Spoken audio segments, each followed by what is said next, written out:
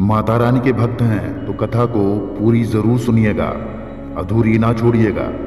अद्भुत कथा पूरी अवश्य पढ़े। माँ वैष्णो देवी एवं भैरवनाथ की कथा। तो चलिए शुरू करते हैं।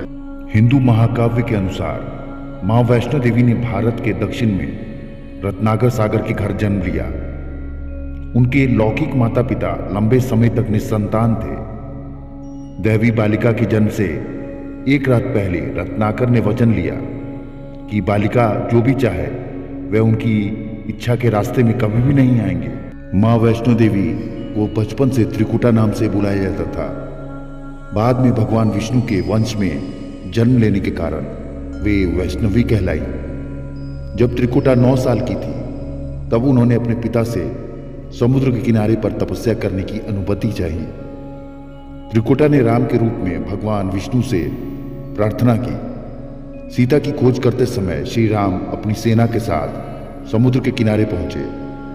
उनकी दृष्टि गहरे ध्यान में लीन इस दिव्य बालिका पर पड़ी। त्रिकुटा ने श्री राम से कहा कि उन्हें अपने पति के रूप में स्वीकार किया है। श्री राम ने उन्हें बताया कि उन्होंने इस अवतार में केवल सीता के प्रति निष्ठावान रहने का वचन लिया है, लेकिन भगवान उसे आश्वासन दिया कि कलयुग में वे कल्की के रूप में प्रकट होंगे और उनसे विवाह करेंगे। इसी बीच श्री राम ने त्रिकुटा से उत्तर भारत में स्थित मणिक पहाड़ियों में त्रिकुटा की श्रृंखला में अवस्थित गुफा में ध्यान में लीन रहने के लिए कहा।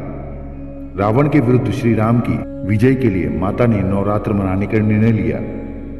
इसीलिए उक्त संदर्भ में लोग नवरात्र के 9 दिन की अवधि में रामायण का पाठ करते हैं।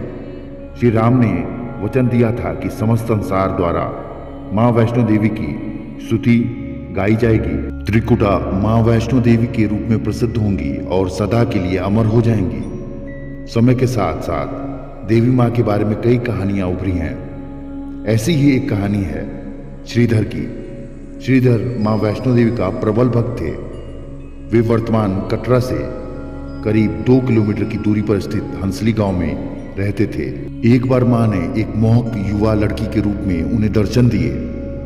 युवा लड़की ने विनम्र पंडित से भंडारा यानी कि भिक्षुकों और भक्तों के लिए प्रीति भोज आयोजित करने के लिए कहा। पंडित गांव और निकटस्थ गांव से लोगों को आमंत्रित करने के लिए चल पड़े। उन्होंने एक स्वार्थी राक्षस भैरवनाथ को भी आमंत्रित किया। भैरवनाथ ने श्रीधर से पूछा कि वे कैसे अपेक्षाओं को पूरी करने की योजना बना रहे हैं। उसने श्रीधर को विफलताओं की स्थिति में बुरे परिणाम का स्मरण कराया। चूंकि पंडित जी चिंता में डूब गए, दिव्य बालिका प्रकट हुई और कहा कि वो निराश न हो, सब व्यवस्था हो चुकी है। उन्होंने कहा कि 360 से अधिक श्रद्धालुओं को छोटी सी कुटिया में बिठा सकते हो। उनके कहे अनुसार ही भंडारे में अतिरिक्त भोजन और बैठने की व्यवस्था के साथ निर्विघ्न आयोजन संपन्न हुआ। भैरवनाथ ने स्वीकार किया कि बालिका में अलौकिक शक्तियां हैं और आगे और परीक्षा लेने का निर्णय लिया। उसने त्रिकुटा पहाड़ियों तक उस दिव्य बालिका का पीछा किया। 9 महीने तक भैरवनाथ उस रहस्यमय बालिका को ढूंढता रहा जिससे वह देवी माँ का अवतार मानता था। भैरवनाथ से दूर भागते हुए देवी ने पृथ्वी पर एक बाण चलाया जिससे पानी फूटकर बाहर निकला। यही नदी बाणगंगा के रूप में जानी जाती है। ऐसी मान्यताएं हैं कि बाणगंगा में स्नान करने पर देवी माँ पर विश्वास करने वालों के सभी पाप धुल जाते हैं। नदी के किनारे, जिसे चरण पादुका कहा जाता है, देवी माँ के पैरों के निशान हैं जो आज तक उसी तरह विद्यमान है। इसके बाद माँ वैष्णो देवी ने अर्धकांवरी के पास गर्भजून में शरण ली, जहां वे 9 महीने तक ध्यानमग्न रही और आध्यात्मिक ज्ञान और शक्तियां प्राप्त की। भैरव द्वारा उन्हें ढूंढ लेने पर उनकी साधना भंग हुई। जब भैरव ने उन्हें मारने की कोशिश की तो विवश होकर वैष्णो देवी ने महाकाली का रूप लिया।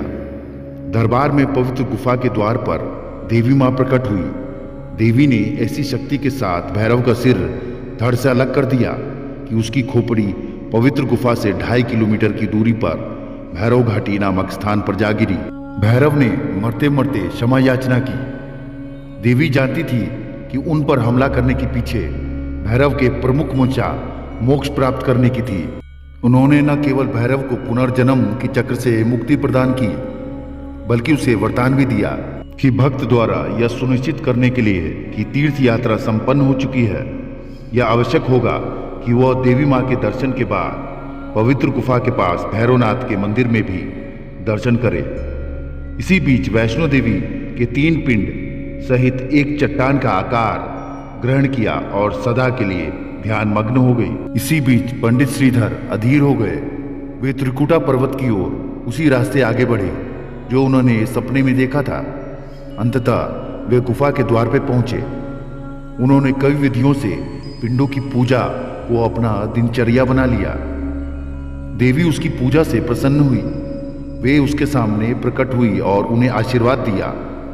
तब से श्रीधर और उसके वंशज देवी मां वैष्णो देवी की पूजा करते आ रहे हैं। तो दोस्तों, यह थी कथा मां वैष्णो देवी और भैरवनाथ की।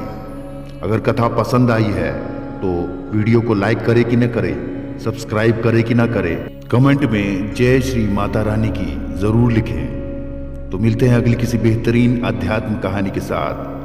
तब तक के लिए आपका प्यार, आपका आभार, धन्यवाद।